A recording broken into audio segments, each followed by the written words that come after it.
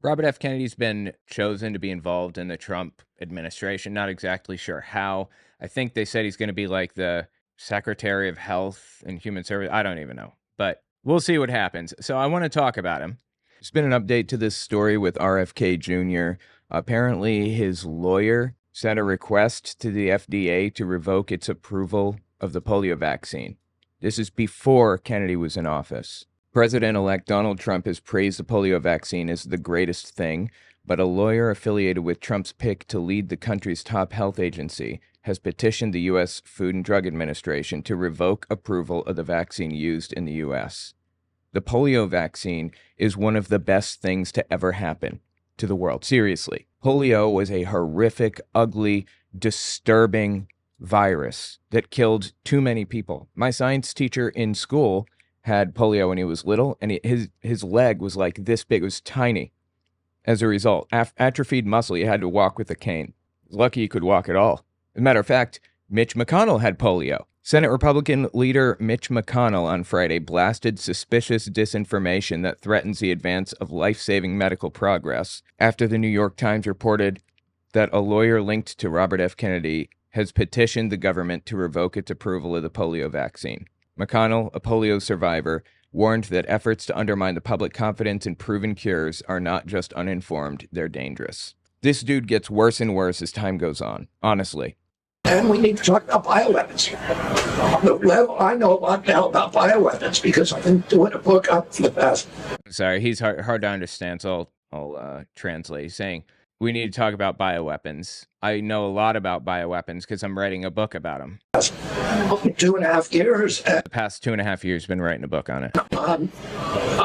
And you know, the technology that we now have to develop these microbes, we've put hundreds of millions of dollars into ethnically targeted microbes. We've put hundreds of millions of dollars into ethnically targeted microbes. He frames things in such a way that it seems like maybe it could be believable, but it's bullshit all the way down. Does he have any evidence of this at all? I'll take anything. The Chinese have done the same thing. An even deeper claim. The Chinese are doing. How would you know that the Chinese are doing this? You know what that is? That would be bioweapons research, and that is against the Geneva Convention. That is a war crime. Whether in a state of war or not, it's internationally banned to create a bioweapon like that. So he's just pulling this right out of his ass. None of this is true. And would it even work? I don't even know that it would work to have, I don't say that it wouldn't work for anything anymore because we've seen some absolutely incredible technological advancements in our lifetime. So I don't think it's impossible necessarily, but I don't believe that we're anywhere near a technological state where we could do something like that. Like, that is very far-fetched. By the way, this came out July 15th, 2023. Oh, yeah, I'm sorry. And it gets even crazier if you can believe it. Keep listening. In fact, COVID-19, there's an argument that it is ethnically targeted. COVID-19 attacks certain races disproportionately. The races that are...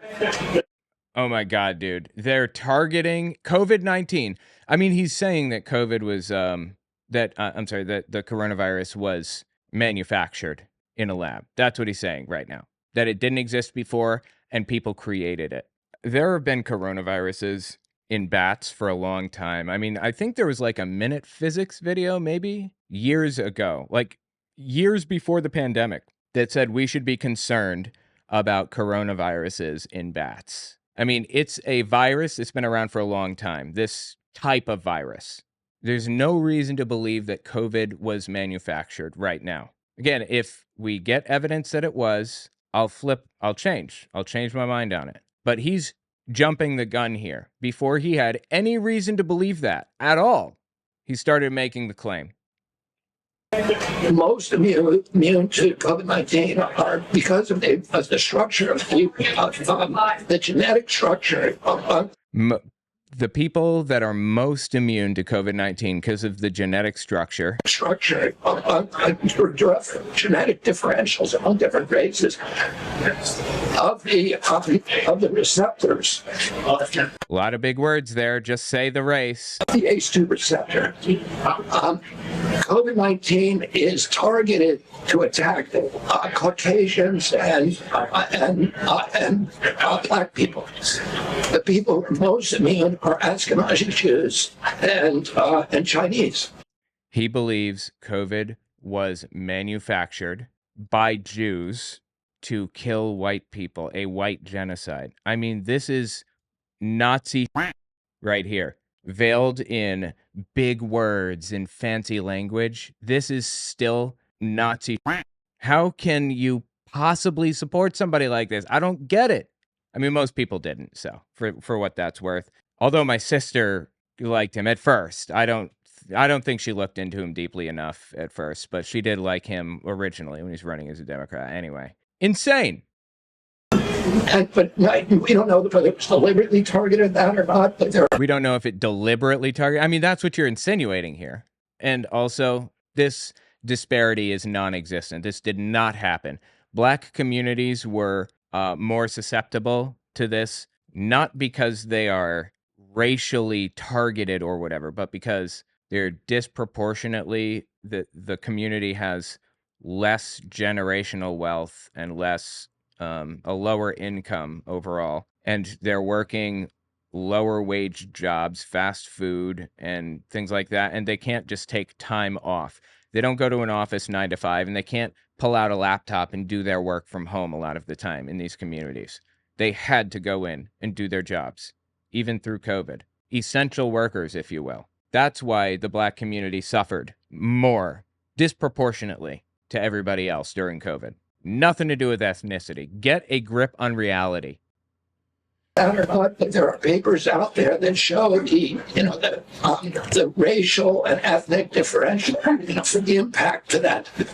We do know that the papers are out there to show that the Black community is suffering worse, not because of the virus, though. Oh my God. The Chinese are spending hundreds of millions of dollars developing ethnic bioweapons, and we are developing ethnic bioweapons. That's what all those labs in the Ukraine.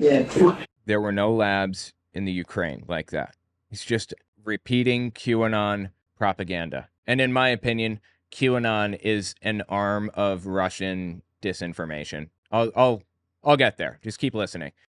All those labs in the Ukraine are about, they're collecting Russian DNA, they're collecting Chinese DNA. So we can target people by... Jesus Christ, dude, that's insane. They're collecting Chinese and Russian DNA so we can target them. Again, this is all Russian disinformation. Let me prove it. Immediately after Putin invaded Ukraine, nobody supported what was happening over there. Nobody. And if you did support it, then you kept your mouth shut. It was just like there was a unity in the country that we haven't seen in a long time. When Russia attacked Ukraine, we all stood behind Ukraine. I mean, people with no military experience were flying to Ukraine to sign up for the military. There was such unity. And during all of that, like within a week or two, like when this came out early March, so I think Putin invaded on like February 21st or something. So it was within 2 weeks. QAnoners come out and start making claims about bio labs and all this other stuff. I'm not on Putin's side. I'm not on Zelensky's side. I'm not on Trump's side. I'm on God's side. God's side is the side of truth. It just so happens that right now, our President Trump is on the side of God. Also, believe it or not, so is Putin. That was an absolutely wild thing to hear in that moment. QAnoners coming out there and spreading positivity about Putin. That moment, there's more. Right before I came on here, this is what was sent to me. A Russian soldier, I even have his name, and I can't give it. I'm sorry, I can't. Would you be surprised to find out that there was no Russian soldier? That is completely fictitious? Just research it. I'm sure it'll start coming out. It didn't. Searching for bioweapons. There was him and a few of his the other soldiers searching for bioweapons in central Ukraine. Central Ukraine. So they're talking about Kyiv, like not the areas that Putin was invading, but like special ops, the people that were trying to kill Zelensky. They were searching for bioweapons in central Ukraine, huh?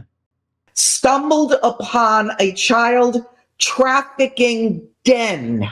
There you go. Just stick everything you can in there. So we've got child trafficking and we've got bioweapons and what was the other stuff? I mean, throwing out every conspiracy theory she can possibly throw out. It's called, is this an example? Yeah, I guess this is an example of the fire hose of falsehoods, a propaganda technique invented by Putin, actually, in 2014. But I don't think that this one is exactly fire hose of falsehoods. The fire hose of falsehoods is where you come up with as many conspiracies as possible. Like with the election, you know, they stuffed ballots into the machines. The machines were hacked and I don't know, they miscounted, they lied, they submitted a bunch of fake ones. I mean, throw out as many as you possibly can through as many networks as possible and see which ones catch on, see which ones stick. So Putin in 2014 was coming after Ukraine then too. And he started the fire hose of falsehoods by going out there and making just claim after claim after claim on a ton of different news agencies and everything else. And some of them stuck. That's what's happening with Delora O'Brien. She's hitting all of the main points. She is one of those nodes of disinformation. Wittingly? I don't know. Probably not. She's probably not communicating with Russia, I imagine. Maybe. But she's definitely a node of disinformation on their behalf. Robert F. Kennedy Jr. is repeating that disinformation right now. They're collecting Russian DNA. They're collecting Chinese DNA. Remember, in these biolabs in Ukraine, the ones that don't exist. So we can target people by... So the point is, he's completely full of claimed that he was writing a book for 2.5 years, so he knew all about this. He just makes things up. You know, he was an environmental lawyer for a long time. He got a lot of wins. He did a really good job throughout his career. So I felt like choosing him wasn't the end of the world because, yes, he would do some crazy things, but he isn't completely gone. Like, there's still a shred of decency in there somewhere. But I don't believe that now. Listening to him talk about, like, bioweapons in Ukraine and all this other stuff, just repeating Russian disinformation. Not only that, but I've got a bunch of other examples of him spreading disinformation. I think that he's just off his rocker completely. I mean, his whole family has disavowed him. Yeah, I wanted to listen to this one. I was going to like clean up the video and kind of center it, but I wanted you guys to get the full effect of him having his head like way down here, just streaming like this the whole time. He's just streaming like this. All right. Now let's listen to what he has to say about AIDS. And his belief was that the HIV epidemic was not being caused, or the AIDS epidemic was not being caused by HIV. So he says his friend, I guess, believes that the AIDS epidemic wasn't being caused by HIV. This is bullshit. It's a lie. And he should know better. It was being caused by toxics, particularly toxics that gay men were exposing themselves to in this kind of party lifestyle. Oh my God, dude. This is just disgusting. This is anti-gay conspiracy that hurts people. And particularly amyl nitrate or poppers were probably the most clear culprit. Okay, that's just a lie. That's a lie. If you're unfamiliar, it's a little known fact about the gay community, but there's some stuff. I'm not sure if it's prescription or I don't know where it comes from, but they're called poppers, and they basically relax your muscles and to make it more enjoyable to do things that gay people tend to do. And they also give you euphoria, I think. So anyway, gay people in a party scene have historically, there's like a trope or stereotype about them taking poppers or whatever. That's what he's talking about. How did he know that? I mean, I knew that because I'm in the gay community, not gay myself, but I'm very involved. I know people who are in the gay community and everything else. I'm an activist fighting for the gay community. So I know some gay of course. Why does he know this? He's not an activist in favor of the gay community. What's he talking about? How does he know so much about the gay lifestyle choice, I wonder? Were probably the most clear culprit in the epidemic of Kaposi sarcoma. Oh, and now he's claiming that it causes cancer, which was the first signal of the AIDS issue. And I don't know whether you have he believes that HIV does not cause AIDS, that it's all caused by toxics. I don't know who he is in this scenario, but RFK Jr. is repeating these things because he wants you to believe them. And I don't know if you adopt that kind of orthodoxy, but I'd love to hear your opinions on that. But also, I know that's consistent with a lot of things that you talk about, that the real problem is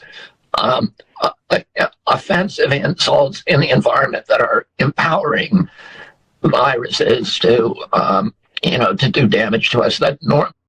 I'm sorry, what? Offensive insults are what? Talk about Wait, didn't this guy have a worm in his brain? He literally had a worm eat part of his brain, right? And didn't he get caught with like a bear in his trunk or something? Anybody remember that? Wait, what happened to him?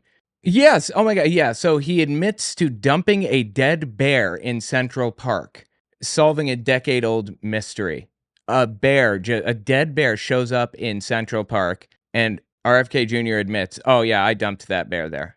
Where did you get a dead bear? A decade after the shocking discovery of a bear cub carcass in Manhattan's Central Park, the mystery of who dumped it there has finally been solved. And the man taking responsibility is none other than the presidential candidate, Robert F. Kennedy Jr. Get help. Seriously. Stop it. Get some help. The problem is offensive insults in the environment that are empowering viruses to do damage to us that normally would be benign. I have no idea what he's talking about. AIDS is caused by HIV, just like COVID-19 is caused by the SARS-CoV-2 virus or whatever it is. Is that's the virus name, right? If we had a healthy ecosystem inside and outside, polio wouldn't exist, and HIV wouldn't exist, and TB, and all of these other that have these kind of environmental connections. So I'm trying to understand, does he think that if we eat healthy, we will not get like HIV or cancer or anything? Is that what he's saying? This guy is insane. He famously, he's super anti-vax, and now he's supposedly going to be running the Department of Health and Human Services or whatever, I think. And somebody asked him, are you going to take vaccines away? Are you going to stop people from having access to the polio vaccine, for example? And he said, I'm not taking vaccines away. I would like to believe that, but the guy dumped a dead bear in Central Park, had a worm literally eat part of his brain. Died of malnutrition. My dad used to come over when I was little, and he would go like this. He'd say, do you know what this is? And I'd say, what? And he says, it's a brain sucker starving to death. I guess, the joke has become reality in RFK Jr.'s case. Didn't he cut a whale with a chainsaw? I think that's what happened. My dad used to do that too. That's funny. Old joke, I guess. Oh yeah, I was saying something. He says, I'm not going to take any of the vaccines away. I'm not convinced. I don't know that that's true. I mean, he is completely unhinged. I fear that he very well may take vaccines away and make the country less safe from disease. Do you know how ugly polio is? Real ugly. I had a teacher in high school that had polio when he was little, and his leg was literally it was like this big. He's a pretty big guy. And his left leg or something, I think, was like this big. It was like all bone. There's no muscle in it. He limped when he walked and everything. A lot of people with polio, they ended up in iron lungs back then. These gigantic, because it paralyzes your muscles and they atrophy and die effectively. So they have to sit in a gigantic metal sarcophagus or whatever that helps them breathe because they can't breathe adequately on their own because of polio and other diseases that we have dealt with. The last guy to have an iron lung died recently, and that's partly because of technological advancements, but also because of vaccines. You know, when the polio vaccine came out, people were lining up down the street to get it. They were excited. And now we live in an environment where the Secretary of Health and Human Services, I assume is what he is, or whatever, is trying to get rid of this stuff. This is crazy. They're going to have the right to compel unwanted medical interventions on us. The Nazis did that in the camps. Why does he always bring it back to, I guess I can't speak. I always bring it back to Hitler too. Was Hitler an atheist? Check out my book, Amazon and Audible. But why is he constantly claiming that the US government is trying to turn this into Nazi Germany? Why is he always doing this?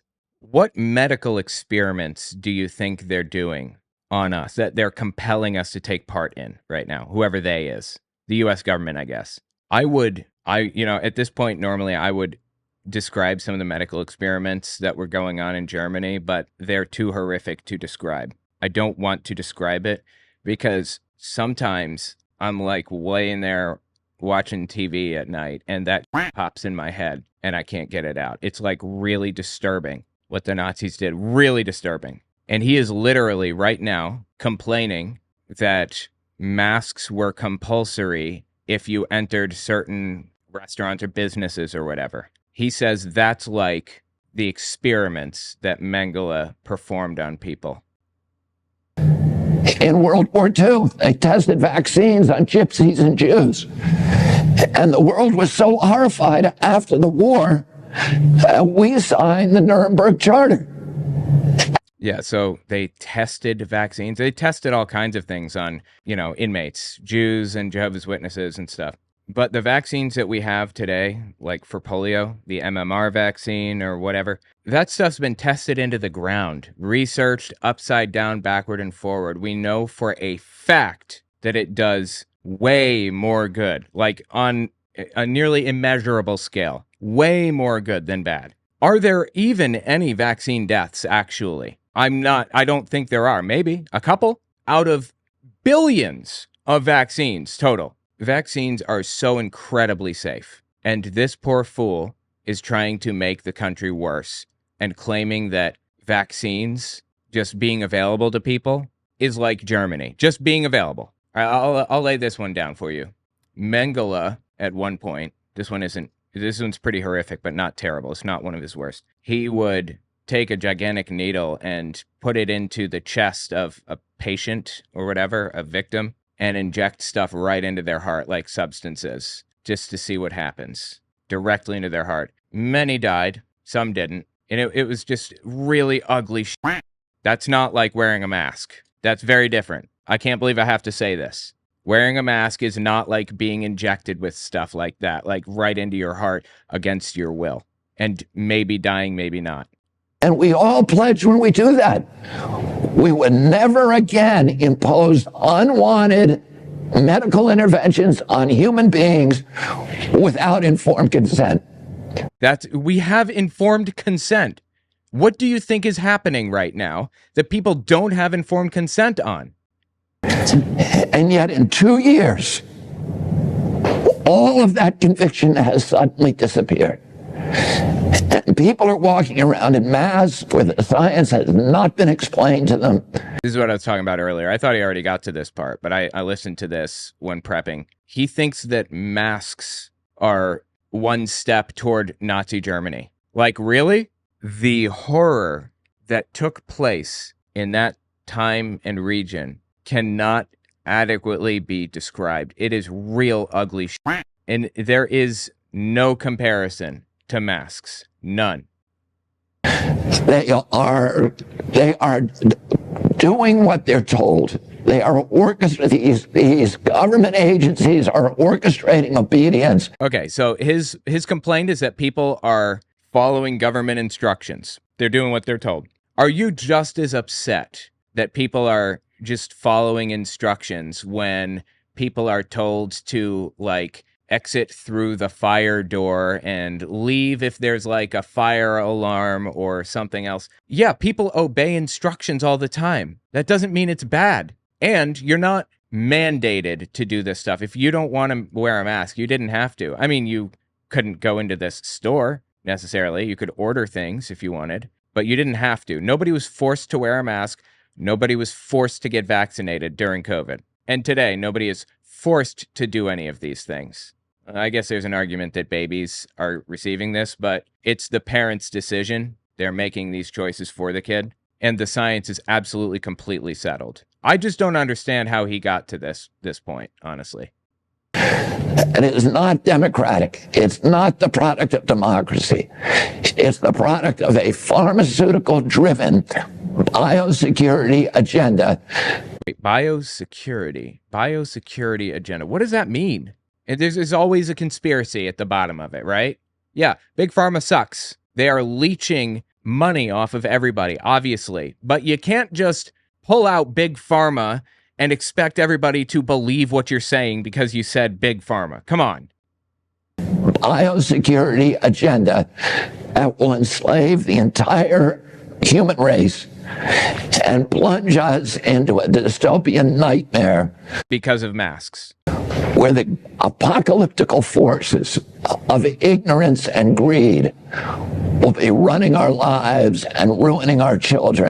Ruining our children. Jesus Christ. This guy needs help, seriously. Like, some of the shit that he has said and done is, I'm going to say, I'll go there, deplorable. It's deplorable. Absolutely disgusting, man. Let me know what you think about it in the comments.